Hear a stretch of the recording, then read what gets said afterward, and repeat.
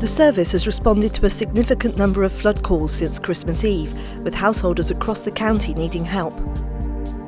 Bradford-on-Avon was particularly badly affected, with crews having to transport people from one side of the river to the other, as the town centre had been cut into two by the flooding. A high-volume pump was brought in from Avon Fire Rescue Service to help protect homes in the Bath Road area of the town, and the service worked closely with local Resilience Forum partners to ensure the safety of Salisbury residents when the area around Cathedral Close was at risk in early January. A report is currently being compiled for the government's Chief Fire and Rescue Advisor to inform a national review of this winter's flooding problems.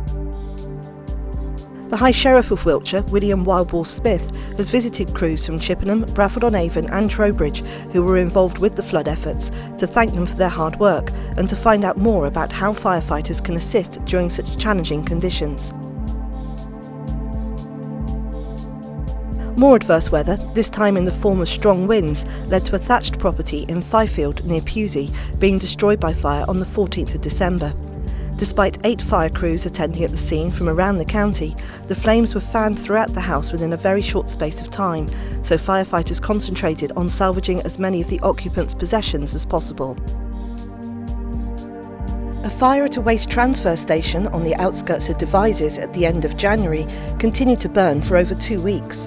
Crews from Devizes, Trowbridge and Melksham, plus 2 water carriers, the aerial appliance, an operational support unit and an incident command vehicle were initially called to the facility at Monument Hill in the early evening.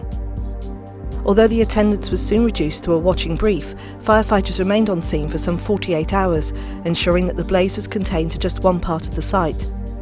The decision to allow the fire to burn itself out was taken in conjunction with the Environment Agency and Wiltshire Council's Public Health Department. People living at the Sir Audley Arms pub in Chippenham had a lucky escape when fire broke out in one of the bedrooms on the 27th of January. Everyone was able to get out of the property safely, leaving fire crews from Chippenham, Corsham and Calne to tackle the blaze and contain it to the immediate area. A man has appeared in court charged with setting his own home alight on the 25th of January. Crews from Corsham and Melksham, supported by the Swindon Aerial Appliance, fought the fire, which badly damaged the house in Eden Grove, Whitley, and also affected a neighbouring property. Given the scale of the blaze, it was fortunate that no one was injured. 2 men who went boating on the flood-swollen river through Alderbury on the 7th of January had to be rescued when they capsized. The pair managed to take refuge in a tree, but were some 20 feet away from the bank. Water rescue teams from Trowbridge, Chippenham, Amesbury and Fareham, supported by crews from Salisbury and Tisbury, had to traverse fast-flowing water to reach the men. An animal rescue team from Stratton worked with a crew from Melksham on the 8th of January to retrieve 2 calves that had fallen into a slurry pit at a farm in Lower Woodrow. 1 calf was rescued by the farmer using a mechanical digger, while the other animal was brought to safety by firefighters using specialist equipment. The service is proud to be at the heart of the community for the community, and this was never more apparent than on Christmas Day, when Trowbridge Fire Station hosted a festive lunch for people who would have otherwise been on their own.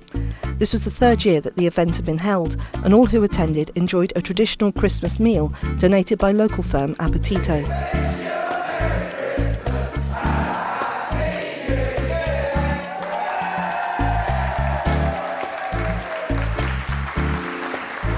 Other Christmas events included the annual carol service held at St Andrew's Church in Devizes on the 12th of December. As ever, this was well attended, and donations totalling more than £260 were collected for the firefighters' charity. 3 days later, there was a children's Christmas party hosted at the Training and Development Centre, attended by over 60 youngsters of all ages. Santa abseiling from the training tower was a particular highlight. Our new partnership with Job Centre Plus to deliver bespoke salamander courses for young people struggling to find work is going from strength to strength. Since September, 5 courses have been held, with 1 already completed this year in Trowbridge and a further 3 planned up until April. We continue to run other salamanders as and when funding is available. A course was held in early February at the On-Call Fire Station in Wiltshire for local youth services, and sessions are planned later in the month for the LIFE project and Young Carers Group, both in Swindon.